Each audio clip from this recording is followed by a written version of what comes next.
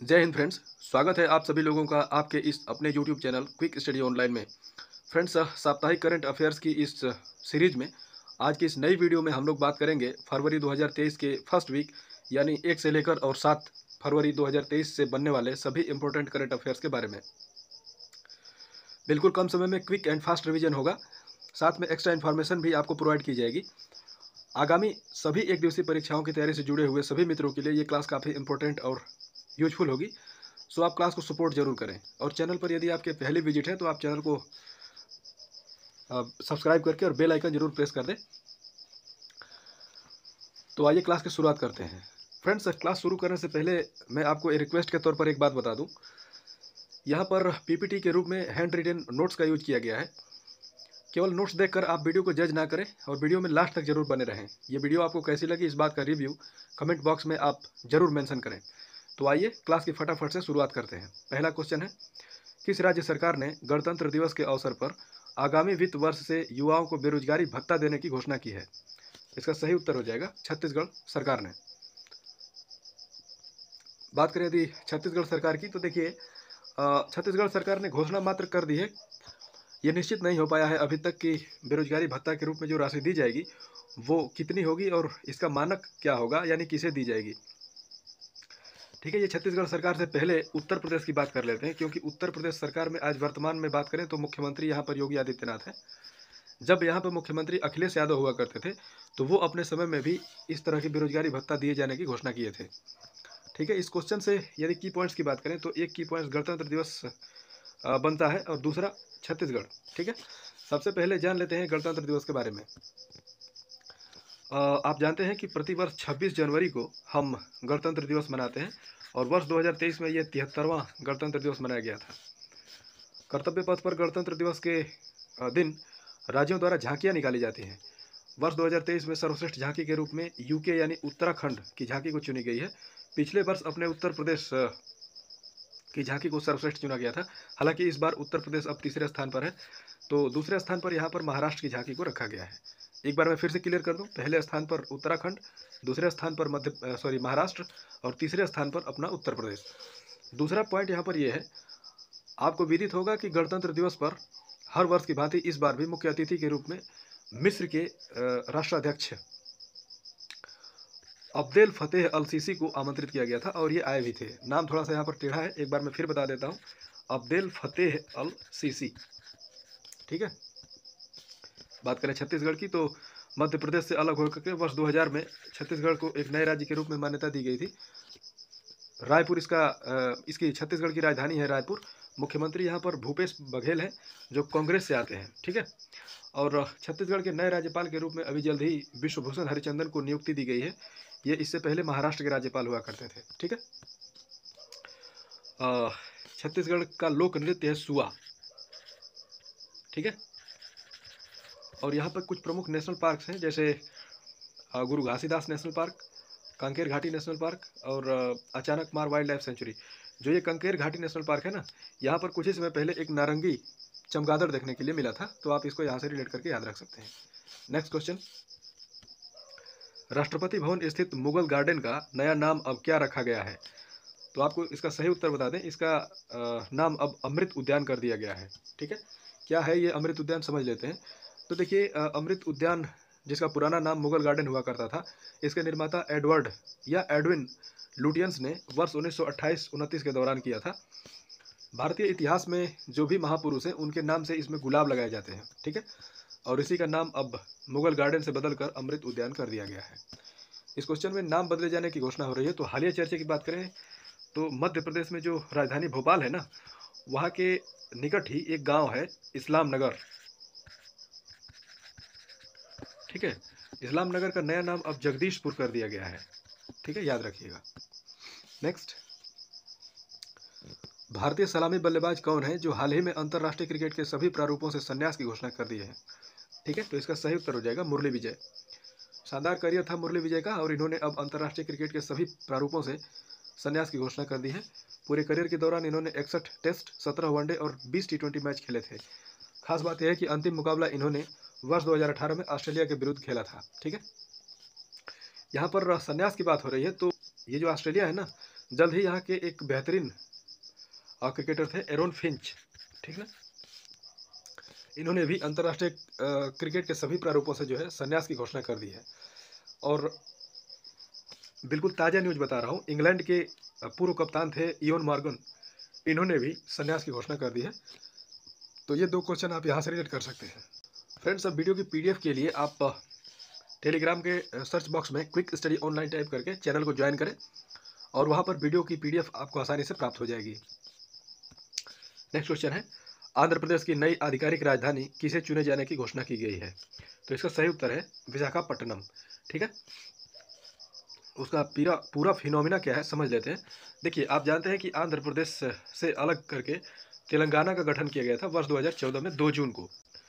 तो जब 2014 में गठन किया गया था तो वहाँ पर घोषणा की गई थी कि आंध्र प्रदेश की जो राजधानी है हैदराबाद, यही दोनों राज्यों की साझा राजधानी होगी आगामी 10 वर्षों के लिए।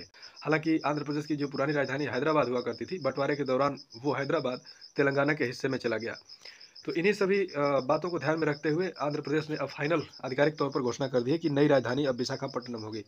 बीच में आपने देखा था कि कुछ चर्चे चले थे, जैसे अमरावती भी आंध्र प्रदेश की राजधानी बनने के लिए चर्चे में आई थी, तथा ये भी सुनने के लिए मिला था कि आंध्र प्रदेश भारत का एकमात्र ऐसा राज्य होगा जो 3 राजधानियों वाला होगा। हालांकि इन सभी अटकलों को खारिज करते हुए आंध्र प्रदेश ने अब विशाखापट्टनम को अपनी नई राजधानी के रूप में चुने जाने की घोषणा कर दी है, ठीक है। विशाखापट्टनम से 2 पॉइंट्स मैं बता दूं आपको। भारत का सबसे गहरा बंदरगाह यह विशाखापट्टनम में स्थित है और आज वर्तमान में भारतीय रेलवे व्यवस्था के तहत कुल 18 रेलवे जोन है। नवीनतम रेलवे जोन ये विशाखापट्टनम को ही बनाया गया था, जो दक्षिण तटीय रेलवे का मुख्यालय यहीं पर स्थित है, ठीक है। नेक्स्ट, चर्चे में रही योजना समग्र शिक्षा अभियान का संबंध किस राज्य से है? तो इसका सही उत्तर हो जाएगा उत्तर प्रदेश। यहाँ पर शिक्षा को विस्तार देने के लिए उत्तर प्रदेश सरकार के प्रयासों की बात हो रही है। तो मैं आपको बता दूं कि पिछले वर्ष योगी आदित्यनाथ के द्वारा उत्तर प्रदेश के साक्षरता दर को यदि हम देखें तो सबसे कम साक्षरता दर वाला जो जिला है वो श्रावस्ती है, ठीक है ना। और यही श्रावस्ती से उत्तर प्रदेश के मुख्यमंत्री योगी आदित्यनाथ जी के द्वारा स्कूल चलो अभियान की शुरुआत की गई थी पिछले वर्ष, ठीक है। बात करें यदि उत्तर प्रदेश की, तो राजधानी है लखनऊ, गोमती नदी के किनारे बसी हुई है। मुख्यमंत्री योगी आदित्यनाथ अभी मैंने बताया, आनंदीबेन पटेल यहाँ राज्यपाल हैं, ठीक है। और उत्तर प्रदेश का हाई कोर्ट जो है वो इलाहाबाद यानी प्रयागराज में स्थित है, जो पूरे भारत में सबसे बड़ा हाई कोर्ट है। और यहाँ के मुख्य न्यायाधीश हैं राजेश बिंदल, ठीक है।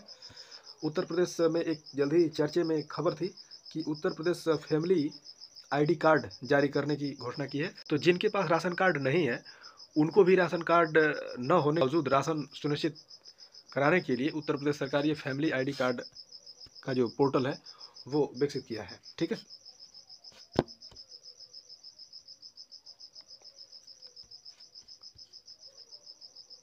नेक्स्ट, हाल ही में गुजरात मैरीटाइम क्लस्टर के पहले सीईओ कौन बने हैं? तो इसका सही उत्तर होगा माधवेंद्र सिंह, ठीक है। देखिए, Gujarat port infrastructure company limited के द्वारा ये अपनी तरह का पहला मैरीटाइम क्लस्टर गुजरात में स्थापित किया गया है। और इस क्लस्टर का मुख्य उद्देश्य क्या है कि जो अंतर्राष्ट्रीय मानक के जो समुद्री सेवाएं हैं इनको मतलब जो भारत में समुद्री सेवाएं हैं ना उनको अंतर्राष्ट्रीय मानक का रूप देना मुख्य रूप से इस क्लस्टर मैरीटाइम क्लस्टर का यही उद्देश्य है। और इसी के पहले सीईओ बने हैं माधवेंद्र सिंह, ठीक है। इस क्वेश्चन में बात हो रही है गुजरात की। यहाँ पर क्या कह सकते हैं, जो गुजरात का भुज है यहाँ पर भारत का पहला भूकंप स्मारक स्थापित किया गया है, ठीक है। मोरबी एक जगह है गुजरात में, ठीक है। यहाँ से 2 क्वेश्चन मैं बताता हूँ। पिछले साल छठ के पर्व पर यहाँ पर एक केबल पुल टूट जाने की वजह से बड़ी संख्या में लोग हताहत हुए थे। और इसी मोरबी में 108 फीट ऊंची हनुमान जी की प्रतिमा का अनावरण कुछ समय पहले पीएम मोदी ने किया था, ठीक है। गुजरात में एक जगह है कलोल, ठीक है ना। इसी कलोल में भारत का पहला लिक्विड यूरिया संयंत्र स्थापित किया गया है, ठीक है। तो इन बातों को यहाँ से याद रखिएगा। कुछ बेसिक फैक्ट्स की बात कर लें तो यहाँ पर गरबा और डांडिया यहाँ का लोक नृत्य है। नेशनल पार्कों की बात करें तो वंसदा, ब्लैकबक, गिर, मरीन ये सभी नेशनल पार्क यहीं पर स्थित है, ठीक है। अभी 36वां नेशनल गेम्स यहीं पर आयोजित किए गए थे। हालांकि अब अगले यानी 37वें नेशनल गेम का जो मेजबान होगा वो गोवा होगा। नेक्स्ट, आईसीसी T20 क्रिकेट के इतिहास में भारत के लिए सर्वाधिक विकेट लेने वाले क्रिकेटर कौन बने हैं? तो इसका सही उत्तर हो जाएगा यजुवेंद्र चहल। ठीक है, ये रिकॉर्ड पहले भुवनेश्वर कुमार के नाम हुआ करता था, जो 87 मैच खेल करके 90 विकेट लेने लिए थे। लेकिन अब यही रिकॉर्ड अब 75 मैच खेलकर 91 विकेट लेते हुए यजुवेंद्र चहल ने तोड़ दिया है। ठीक है, और यजुवेंद्र चहल के नाम एक और रिकॉर्ड है, भारत में T20 क्रिकेट के इतिहास में सबसे ज़्यादा विकेट लेने वाले खिलाड़ी भी यजुवेंद्र चहल ही बन गए हैं।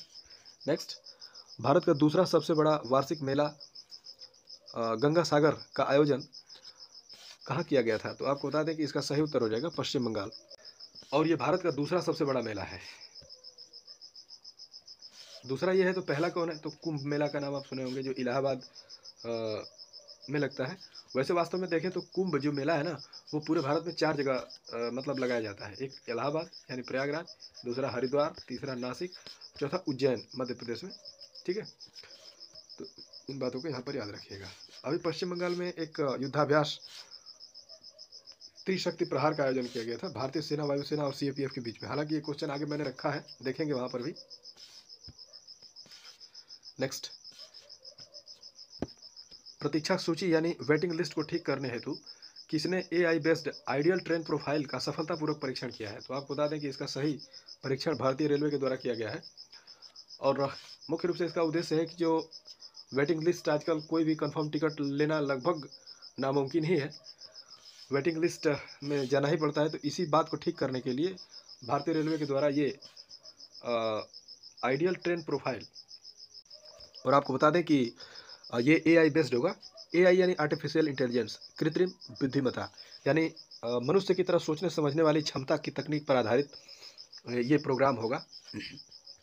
ठीक है, भारतीय रेलवे की बात करें तो अभी जल्द ही एक चर्चा में बात आई थी भारतीय रेलवे के द्वारा, व्हाट्सएप के द्वारा फूड डिलीवरी करने वाला रेलवे ने अभी घोषणा की थी कि मतलब आप यात्रा के दौरान ही व्हाट्सएप के द्वारा फूड ऑर्डर कर सकते हैं, यानी खाना ऑर्डर कर सकते हैं।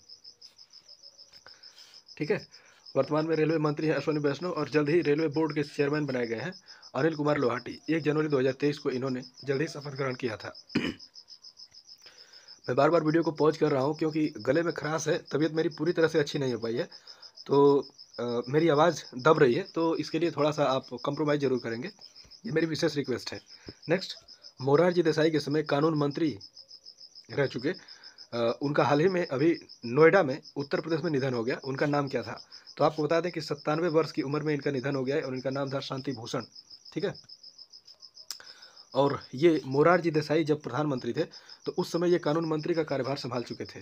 ठीक है, और ये पेशे से एक वकील भी है, और इनका ही अभी जल्द ही उत्तर प्रदेश के नोएडा में निधन हो गया है। यहाँ पर निधन की बात करें तो हालिया चर्चा है पाकिस्तान के पूर्व राष्ट्रपति परवेज मुशर्रफ की, इनकी भी जल्द ही मृत्यु हो गई है। बात करें परवेज मुशर्रफ की, तो इनका जन्म 1943 में दिल्ली में हुआ था, अविभाजित भारत में। 1999 में जब कारगिल युद्ध हुआ था तो इन्होंने पाकिस्तान का नेतृत्व किया था। ठीक है, नेक्स्ट, भारतीय सेना व वायुसेना सहित 10 दिवसीय युद्धाभ्यास त्रिशक्ति प्रहार का आयोजन कहाँ किया गया था? मैंने अभी कुछ ही समय पहले बताया कि इसका आयोजन पश्चिम बंगाल में किया गया था। सम्मिलित सेनाओं की बात करें तो एयरफोर्स और आर्मी तथा CAPF साथ मिलकर के इस युद्धाभ्यास में भाग ले रहे हैं। 21 से लेकर के और 31 जनवरी के बीच इसका आयोजन किया जाएगा, 10 दिवसीय होगा। उद्देश्य की बात करें तो नवीनतम उपकरणों और हथियारों के उपयोग एवं परीक्षण तथा युद्ध काल के समय आपसी समन्वय स्थापित करना इस युद्धाभ्यास का मुख्य उद्देश्य है। ठीक है, नेक्स्ट, हाइड्रोजन चालित भारत की पहली वंदे भारत मेट्रो ट्रेन कब तक शुरू होने की घोषणा की गई है? तो आपको बता दें कि इसकी घोषणा की गई है दिसंबर 2023 तक शुरू किए जाने की। संचालन की बात करें तो इसका संचालन कालका शिमला सर्किट पर किया जाएगा। वहीं परीक्षण की बात करें तो हरियाणा के सोनीपत जिंद रेलखंड पर इसका परीक्षण किया जाएगा। ठीक है, और ये भारत की हाइड्रोजन से चलने वाली ट्रेन होगी। ठीक है, और पहली वंदे भारत मेट्रो ट्रेन होगी। ठीक है ना, अब यहाँ पर हाइड्रोजन से चलने की बात हो रही है, तो 2 बातें मैं बता देता हूँ ट्रेनों की ही। जैसे देखिए, दुनिया में हाइड्रोजन से चलने वाली पहली ट्रेन शुरू की थी जर्मनी ने। ठीक है, और पिछले वर्ष ग्लासगो में, जो स्कॉटलैंड का एक शहर है, यहाँ पर हाइड्रोजन से चलने वाली एक डबल डेकर बस की शुरुआत की गई थी। ठीक है, तो इतनी बातों को याद रखिएगा। यहाँ पर हालांकि ये परिप्रेक्ष्य तो दूसरा है, लेकिन हाइड्रोजन की बात बता देते हैं। इसका सिग्नल जो होता है वो H होता है, और पीरियोडिक टेबल में पहला परमाणु क्रमांक का तत्व यही है। हाइड्रोजन को हवा में जलाने पर हमें क्या प्राप्त होता है? तो पानी प्राप्त होता है, याद रखिएगा। क्यों? क्योंकि अगर हाइड्रोजन के 2 अणु मिला दें और ऑक्सीजन साथ में दे दें तो यही H2O कहलाता है, जिसे पानी कहते हैं। नेक्स्ट, किस देश ने अपने एक शहर अल मिनहाद का नाम बदलकर हिंद शहर कर दिया है? तो इसका सही उत्तर हो जाएगा UAE। ठीक है, संयुक्त अरब अमीरात ने अपने इस शहर का नाम हिंदुस्तान के नाम पर हिंद शहर कर दिया है। ठीक है, बात करें यदि UAE की, तो UAE यानी यूनाइटेड अरब अमीरात, संयुक्त अरब अमीरात। ठीक है, इसकी राजधानी है दुबई, जो दुनिया की पहली पेपरलेस सरकार है। ठीक है, और भारत के बाहर इसी दुबई में पहला IIT संस्थान खोले जाने की घोषणा की गई है। ठीक है, हाँ, और जो ये UAE है ना, वो इस साल यानी 2023 में COP28 की मेजबानी करने जा रहा है। ठीक है, ये इन्फॉर्मेशन यहाँ से। नेक्स्ट, वर्ष 2023 के पद्म पुरस्कारों में कुल कितनी महिलाओं को नामित किया गया है? तो इसका सही उत्तर होगा 19 महिलाओं को। आपको बता दें कि गणतंत्र दिवस के अवसर पर प्रतिवर्ष पद्म पुरस्कारों के नाम की घोषणा की जाती है। ठीक है, प्रधानमंत्री द्वारा गठित समिति के द्वारा ये नाम सुझाए जाते हैं और इनके नामों की घोषणा राष्ट्रपति द्वारा की जाती है। वर्ष 2023 में कुल 106 लोगों को ये पुरस्कार दिए जाएंगे, जिसमें 6 पद्म विभूषण, 9 पद्म भूषण और 91 पद्मश्री अवार्ड सम्मिलित हैं। नेक्स्ट, NMDC ने हाल ही में किस प्रसिद्ध महिला मुक्केबाज को अपना ब्रांड एम्बेसडर नियुक्त किया है? तो आपको बता दें कि सही उत्तर हो जाएगा निकहत जरीन। ठीक है, ये महिला मुक्केबाज हैं, भारत की प्रसिद्ध महिला मुक्केबाज हैं। इन्हीं को NMDC ने अपना ब्रांड एम्बेसडर नियुक्त किया है। NMDC की बात करें तो नेशनल मिनरल्स डेवलपमेंट कॉरपोरेशन, इसकी स्थापना वर्ष 1958 में की गई थी। हेडक्वार्टर इसका हैदराबाद में स्थित है और यह देश का राष्ट्रीय खनिज और देश का सबसे बड़ा लौह अयस्क उत्पादक है। करेंगे नेक्स्ट, खबरों में रही पुस्तक never give an inch fighting for America I love के लेखक कौन है? तो 1 पॉइंट फॉर्मेट में आप इसको याद रखिए। अमेरिका के पूर्व विदेश मंत्री थे माइक पोम्पियो, और उन्हीं के द्वारा यह पुस्तक लिखी गई है। एक और पुस्तक चर्चा में थी, the poverty of the politics. इस पुस्तक के लेखक है मेघनाथ देसाई। ठीक है, याद रखिएगा। नेक्स्ट, हाल ही में किस राज्य सरकार ने the vision for all school I health कार्यक्रम की शुरुआत की है? तो इसका सही उत्तर हो जाएगा गोवा। ठीक है, सरकारी स्कूल के शिक्षकों को प्रशिक्षित किया जाएगा इस प्रोग्राम के तहत, इसलिए कि जो स्कूल में पढ़ने वाले जो भी बच्चे हैं उनकी आंखों की सुरक्षा के लिए जागरूकता कार्यक्रम ये एक तरह से माना जा रहा है। ठीक है, और इसी योजना की शुरुआत गोवा सरकार के द्वारा की गई है। बात करें यदि गोवा की, तो राजधानी है इसकी पणजी, जो मांडवी नदी के किनारे बसी हुई है। गोवा के हालिया चर्चों की यदि हम बात करें तो पूर्व मुख्यमंत्री मनोहर पर्रिकर के नाम पर PM मोदी के द्वारा यहाँ पर जल्द ही मोपा इंटरनेशनल एयरपोर्ट का उद्घाटन किया गया था। ठीक है, और पुर्तगाली भाषा की सुरक्षा एवं पुर्तगाली भाषा के संरक्षण एवं जागरूकता के लिए लूसोफेन फेस्टिवल, कहने में थोड़ा सा इधर उधर हो जाता है ना, लूसोफोन फेस्टिवल का आयोजन किया गया था गोवा में। ठीक है, और 37वां नेशनल गेम यहीं पर आयोजित किया जाएगा, याद रखिएगा। भारत का पहला रेबीज मुक्त राज्य भी गोवा ही है, हालांकि ये न्यूज काफ़ी पुरानी हो चुकी है, छोड़िए। नेक्स्ट, ग्रामीण क्षेत्र की महिलाओं की स्वास्थ्य एवं प्रसव सुरक्षा हेतु किस के द्वारा स्वस्थ गर्भ ऐप विकसित किया गया है? तो आपको बता दें कि इसका सही उत्तर हो जाएगा IIT रुड़की के द्वारा। ये एम्स की सहायता से IIT रुड़की ने इस स्वस्थ गर्भ ऐप की को विकसित किया है। ठीक है, और इसका खास उद्देश्य है कि जो ग्रामीण क्षेत्र की दूरस्थ महिलाएं होती हैं, प्रसव के दौरान त्वरित रूप से डॉक्टर की आसान पहुंच नहीं होती है, खासतौर से ये ऐप उन्हीं के लिए विकसित किया गया है। ठीक है ना। नेक्स्ट, भारत की क्षेत्रीय भाषाओं को डिजिटल विस्तार देने हेतु माइक्रोसॉफ्ट के द्वारा किस प्रोजेक्ट की शुरुआत की गई है? तो याद रखिएगा, काफ़ी इंपॉर्टेंट क्वेश्चन है। प्रोजेक्ट एलोरा की शुरुआत की गई है माइक्रोसॉफ्ट के द्वारा। जो भारत में क्षेत्रीय भाषाएं हैं इनको डिजिटली प्रमोट करने के लिए माइक्रोसॉफ्ट ने ये प्रोजेक्ट एलोरा लॉन्च किया है। बात करें थी माइक्रोसॉफ्ट की, तो पॉल एलन और बिल गेट्स के द्वारा 4 अप्रैल 1975 को इसकी स्थापना की गई थी और मुख्यालय वॉशिंगटन DC में है। ये वॉशिंगटन DC पोटोमैक नदी के किनारे बसा हुआ है। ठीक है, और माइक्रोसॉफ्ट के द्वारा हैदराबाद में सबसे बड़ा डेटा सेंटर स्थापित किए जाने की घोषणा की गई है। नेक्स्ट, किस राज्य ने हाल ही में अपने राजकीय गीत के रूप में जय जय महाराष्ट्र माझा को लॉन्च किया है? तो आपका सही उत्तर हो जाएगा महाराष्ट्र ने। ठीक है, ये मतलब स्वीकृत तो कर लिए हैं, पर वर्ष 19 फरवरी को शिवाजी की जयंती के अवसर पर इसको मूल रूप से अपनाए जाने की घोषणा की गई है महाराष्ट्र सरकार के द्वारा। अच्छा, महाराष्ट्र सरकार के द्वारा कुछ ही समय पहले जो दही हांडी खेल है ना, इसको साहसिक खेल का दर्जा दिया गया था, याद रखिएगा। नेक्स्ट, हाल ही में FIH प्रेसिडेंट अवार्ड से किसे सम्मानित किया गया है? तो आपको बता दें कि जो CM उड़ीसा के हैं नवीन पटनायक, उनके जो सचिव हैं ना VK पांडियन, इन्हीं को ही ये पुरस्कार दिया गया है। आपने देखा था कि अभी FIH का जो पुरुष हॉकी विश्व कप था वो उड़ीसा में ही आयोजित किया गया था भारत की मेज़बानी के तौर पर, ठीक है। तो इस मेज़बानी में ये जो VK पांडियन है ना, ये काफ़ी अपना एक महत्वपूर्ण योगदान दिए थे और इसी के कारण जो FIH के अध्यक्ष हैं मोहम्मद तैयब इकराम, इनके द्वारा ये पुरस्कार इनको दिया जा रहा है। FIH की बात करें तो अभी मैंने पीछे बताया था 1924 में इसकी स्थापना हुई थी पेरिस, फ्रांस में, ठीक है। नेक्स्ट, भारतीय सुप्रीम कोर्ट की 73वीं वर्षगांठ पर किस देश के मुख्य न्यायाधीश को मुख्य अतिथि के रूप में आमंत्रित किया गया है? तो आपको बता दें कि सिंगापुर के मुख्य अतिथि थे और यहाँ के सुप्रीम कोर्ट है जो सिंगापुर की, उसके मुख्य न्यायाधीश हैं सुंदरेश मेनन और इन्हीं को इस 73वीं वर्षगांठ पर मनाया गया था। पूरा क्वेश्चन इस तरह है कि जो 73वीं वर्षगांठ है भारतीय सुप्रीम कोर्ट की, पहली बार इसका उत्सव मनाया गया है, ठीक है ना। और इसी उत्सव में मुख्य अतिथि के तौर पर सिंगापुर के मुख्य न्यायाधीश सुंदरेश मेनन को आमंत्रित किया गया। फ्रेंड्स, तो ये थी हम लोगों की चर्चा। उम्मीद करता हूँ ये वीडियो आपको अच्छी लगी होगी और इस वीडियो के माध्यम से मैं आपकी हेल्प जरूर कर पाया हूँ। यदि वीडियो अच्छी लगी है तो वीडियो को आप लाइक, शेयर और सपोर्ट जरूर करें। चैनल को सब्सक्राइब भी अवश्य कर लें। आज का एक प्रश्न मैं पूछ लेता हूँ आपसे, हाल ही में किस बैंक ने सौरव गांगुली को अपना ब्रांड एम्बेसडर नियुक्त किया है? तो ये इसके ऑप्शंस हैं। कमेंट बॉक्स में आप अपने उत्तर विस्तार से जरूर लिखें।